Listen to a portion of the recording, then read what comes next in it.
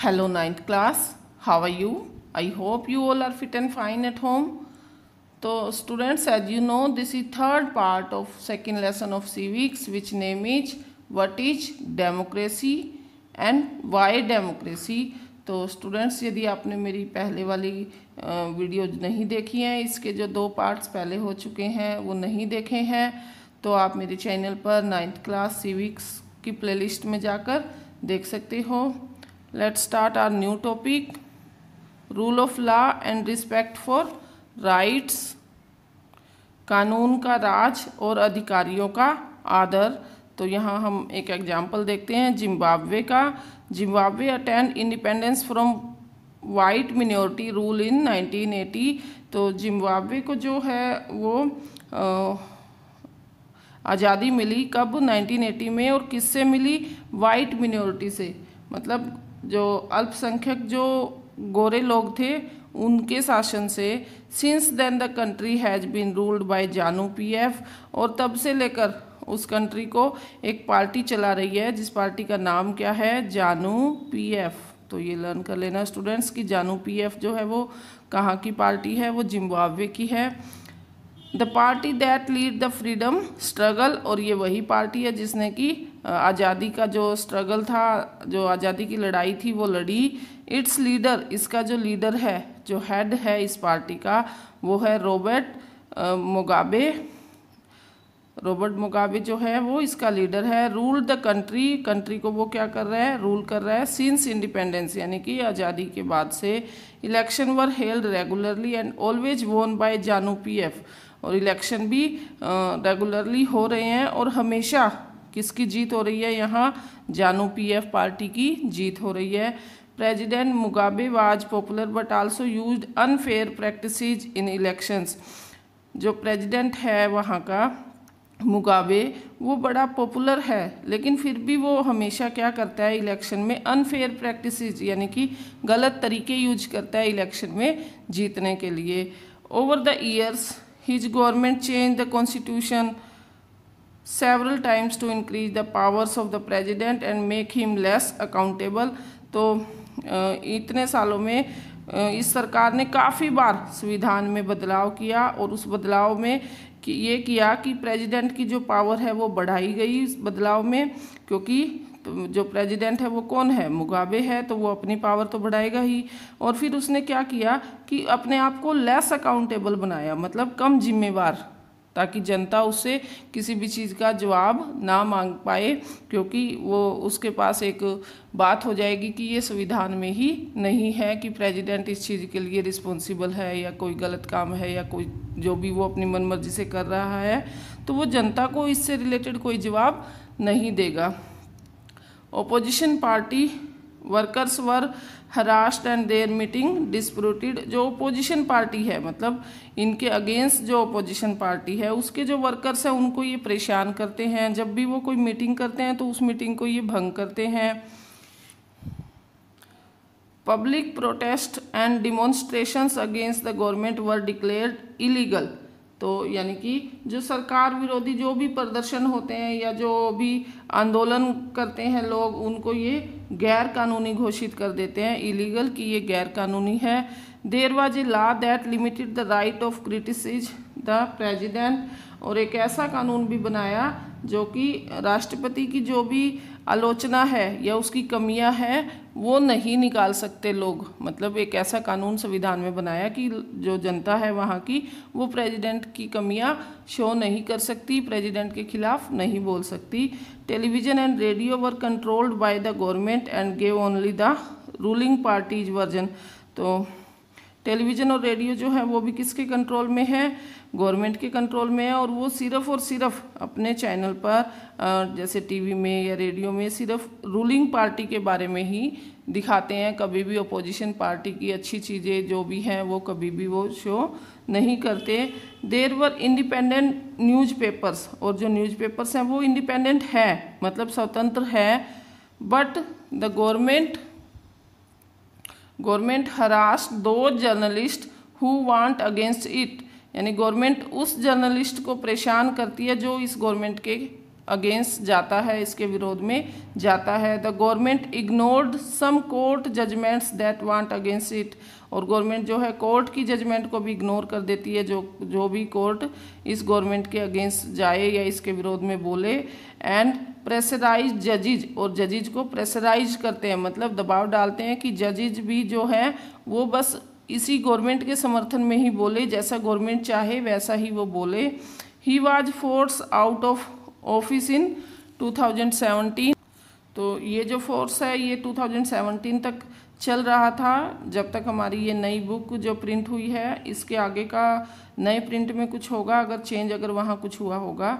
The example of Zimbabwe shows that popular approval of the rulers is necessary in a democracy. तो इस Zimbabwe की जो example में है क्या शो हुआ स्टूडेंट्स, इसमें शो हुआ कि जितने भी रूलर्स को जो भी अप्रूवल चाहिए या नेसेसरी चाहिए डेमोक्रेसी में, वो उसे लोगों से लेनी चाहिए, ना कि अपनी मर्जी से। जैसे कि अभी हमने देखा कि जो रॉबर्ट मुगाबे था, जो जानु पीएफ पार्टी का लीडर, वो अपनी मर्जी ज़्यादा चला रहा था। कहने में वहाँ इलेक्शन हो रहे थे, डेमोक्रेटिक गवर्नमेंट थी, बट वहाँ जो लीडर्स थे वो अपनी मर्जी ज़्यादा चला रहे हैं, लोगों की कोई डिस्कशन लोगों के साथ वो नहीं करते। But it is not sufficient, लेकिन ये सफिशेंट नहीं है। Popular governments can be undemocratic, तो पॉपुलर गवर्नमेंट्स भी क्या हो सकती है, अनडेमोक्रेटिक हो सकती है। अब देखिए जैसे जानु पीएफ पार्टी जो पॉपुलर है कि वो आज़ादी से अब तक जीत रही है, बट वो भी क्या है, अनडेमोक्रेटिक है, क्योंकि वो जीतने के लिए क्या कर रही है, अनफेयर मैनर्स यूज कर रही है।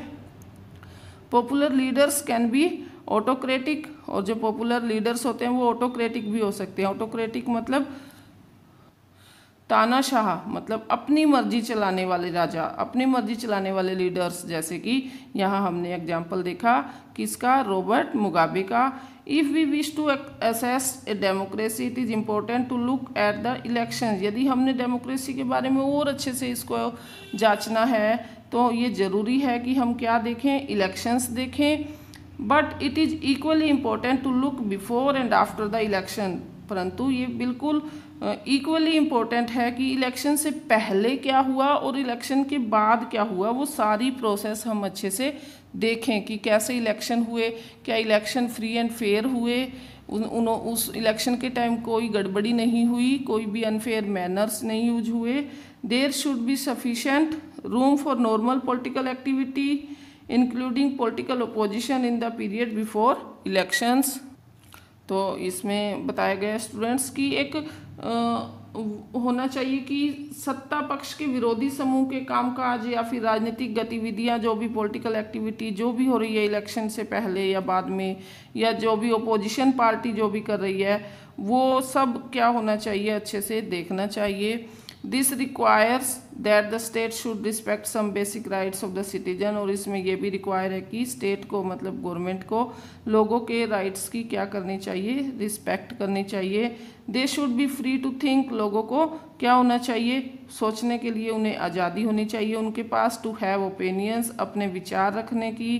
To express these in public, अपने विचारों को पब्लिक में एक्सप्रेस करने की, पब्लिक में बताने की कि जो भी मैनर्स यूज हो रहे हैं या जो भी चेंज लाना है, कुछ भी, मतलब सभी को ये छूट होनी चाहिए कि वो अपने विचार व्यक्त करें।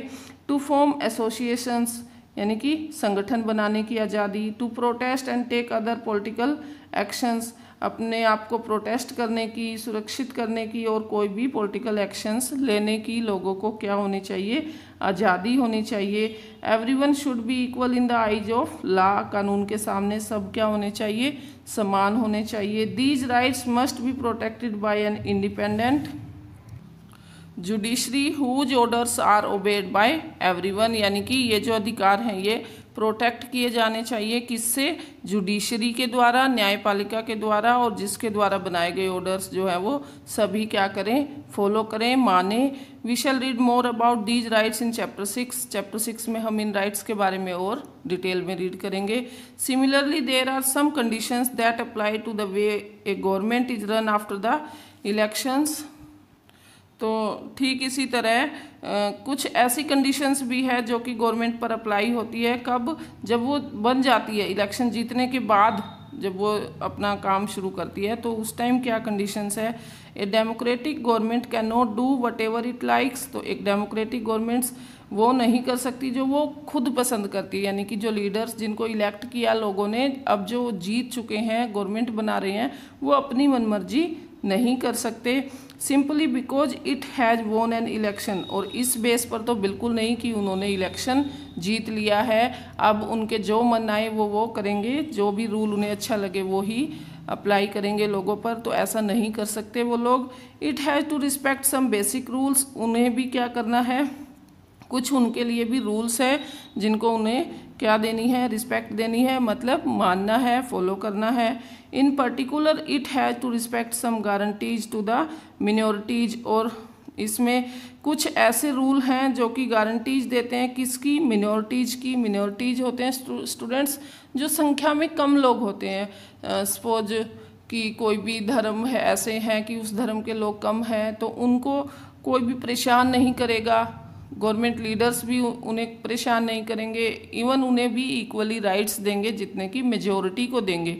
इस तरीके से every major decision has to go through a series of consultations. तो कोई भी मुख्य डिसीजन अगर लेना है तो वो एक लंबे विचार विमर्श के बाद लेना होगा। Every office barrier has certain rights and responsibilities assigned by the constitution and the law. तो हर ऑफिस के पास जो भी इलेक्शन में जीतकर जो भी अधिकारी आया है उसके पास कुछ क्या होगी, कुछ अधिकार और जिम्मेदारी होगी जो कि उसे कहाँ से मिली, कॉन्स्टिट्यूशन से मिली, कि वो उन्हीं अधिकार के अंदर अपना काम करेगा। Each of these is accountable not only to the people but also to other independent officials. तो ये सभी न सिर्फ जनता के प्रति अकाउंटेबल होंगे, अकाउंटेबल मतलब जवाबदेही, उत्तरदायी होंगे कि उन्होंने अगर कोई नया रूल बनाया है तो वो क्यों बनाया है, उससे जनता का क्या फ़ायदा है। कोई भी वो काम ऐसा नहीं करेंगे जिससे कि लोगों का नुकसान हो। तो यही होता है अकाउंटेबल। और वो जनता के प्रति नहीं बल्कि और भी जो इंडिपेंडेंट ऑफिशियल्स हैं और भी जो स्वतंत्र अधिकारी है उनके प्रति भी वो क्या होंगे, अकाउंटेबल होंगे। We shall read more about this in chapter 5। अब ये हम चैप्टर 5 में ज़्यादा रीड करेंगे। Both these accepts give us the fourth and final feature of democracy. यानी इन दोनों अंतिम विशेषता जो डेमोक्रेसी की, ये दोनों ही चीज़ें हमें दिखा रही है। तो वो लास्ट फीचर क्या है डेमोक्रेसी की वो देख लेते हैं।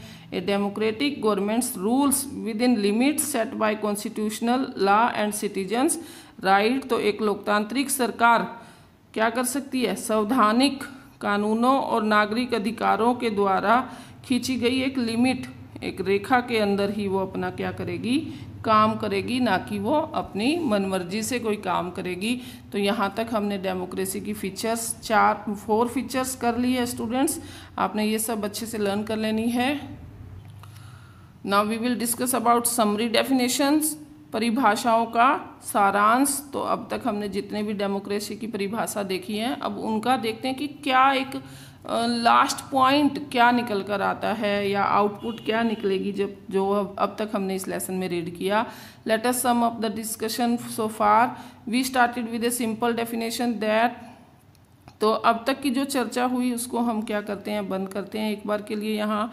और हमने एक डेमोक्रेसी की एक सिंपल सी डेफिनेशन के साथ ये शुरू किया था। और वो डेफिनेशन क्या थी, democracy is a form of government in which the rulers are elected by the people. कि लोकतंत्र क्या है, सरकार का एक ऐसा रूप है जिसमें रूलर्स मतलब शासक जो हैं वो चुने जाएंगे, किसके द्वारा, लोगों के द्वारा। We found that this definition was not adequate unless we explained some of the key words used in it। तो हमने पाया कि जब तक हम इसके कुछ स्पेशल वर्ड्स को ज़्यादा एक्सप्लेन नहीं कर सकते तब तक हम इसकी एक पर्याप्त डेफिनेशन नहीं प्राप्त कर सकते। Through a series of examples we work out 4 features of democracy as a form of government. तो ये जो एग्जाम्पल की सीरीज थी इसमें हमने डेमोक्रेसी की 4 फीचर्स देखी। Accordingly democracy is a form of government in which, और इनके अनुसार 4 फीचर के अनुसार डेमोक्रेसी जो है वो एक ऐसी गवर्नमेंट होनी चाहिए जो नीचे एग्जांपल्स दिए गए हैं वो अभी रीड करते हैं हम। Rulers elected by the people take all the major decisions. तो जो भी लोगों द्वारा चुने गए जो रूलर्स होंगे, जो शासक होंगे, वो ही क्या लेंगे, सारे प्रमुख फैसले लेंगे। किस में? डेमोक्रेटिक गवर्नमेंट में। Elections offer a choice and fair opportunity to the people to change the current rulers. तो चुनाव लोगों के लिए क्या होने चाहिए? फेयर, मतलब निष्पक्ष, बिना किसी के साइड लिए, बिना किसी का वो किए, निष्पक्ष अवसर, और उनके पास क्या होना चाहिए? विकल्प होने चाहिए, जिससे कि वो क्या कर सके, जो करंट रूलर्स है, मतलब जो अभी चला रहे थे गवर्नमेंट, उनको भी वो क्या कर सके, बदल सके। यानी कि ये ना हो कि एक ही पार्टी, जैसे अभी तक हमने देखा जिम्बाब्वे के एग्जाम्पल में कि जानू पीएफ जो है वो हर बार जीतती है, तो हो सकता है वो अच्छे काम ना करती हो, वो जीत सिर्फ अपने अनफेयर मैनर्स की वजह से रही है। तो लोगों के पास ये राइट होना चाहिए, वो अगर ऐसी कोई पार्टी है उसे क्या कर सके, वो अपने वोट से बदल सके। This choice and opportunity is available to all the people on an equal basis and, और ये जो विकल्प और अवसर है ये सभी लोगों को क्या होना चाहिए, इक्वल होना चाहिए, सबके लिए इक्वल उपलब्ध हो।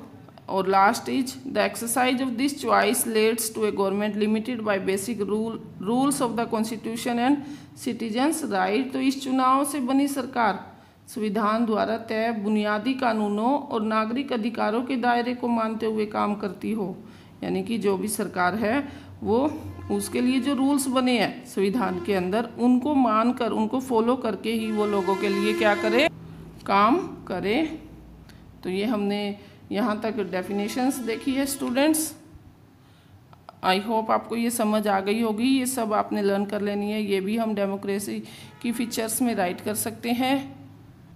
तो स्टूडेंट्स नेक्स्ट पेज पर हमारा टॉपिक नंबर 2.3 वाई डेमोक्रेसी, की डेमोक्रेसी ही क्यों चाहिए हमें, क्या रीजन है, ये बेस्ट फॉर्म ऑफ गवर्नमेंट क्यों है। तो यहाँ जो है स्टूडेंट्स इस पेज पर ना फिर से वही डिस्कशन आ रही है, मैडम लैंगडो की, मैरी की और उसकी क्लास के बच्चों की, ये जो है कन्वर्सेशंस हैं स्टूडेंट्स। तो ये आपने अपने आप से रीड करनी है, अपने आप से इसको समझने की फुल कोशिश करनी है, ताकि आप भी अच्छे से समझो कि बच्चों का माइंड किस तरीके से सोच सकता है। यहाँ सभी बच्चों ने अपनी अपनी थिंकिंग बताई है डेमोक्रेटिक गवर्नमेंट को लेकर, तो ये आपने अच्छे से रीड कर लेनी है। तो स्टूडेंट्स अब हम आ गए हैं पेज नंबर 32। तो 32 पेज नंबर पर यहाँ तक जो है वो कन्वर्सेशन चल रही है मैडम और बच्चों के बीच में, तो यहाँ तक आपने अच्छे से रीड अपने आप से कर लेना है। Our next topic is arguments against democracy, जो हम हमारे नेक्स्ट पार्ट में रीड करेंगे। और अभी तक जितने भी हमारे इम्पोर्टेंट पॉइंट्स हुए हैं डेमोक्रेसी की फीचर्स को लेकर, या डेमोक्रेसी में क्या क्या होना चाहिए, आपने अब काफ़ी सारे एग्जाम्पल्स भी देख लिए हैं, ये सब अच्छे से लर्न कर लेने हैं। और यदि आपको ये अच्छे से समझ आ रहा है तो please like, share and subscribe my channel. हम मिलते हैं हमारे नेक्स्ट पार्ट में। Thanks for watching.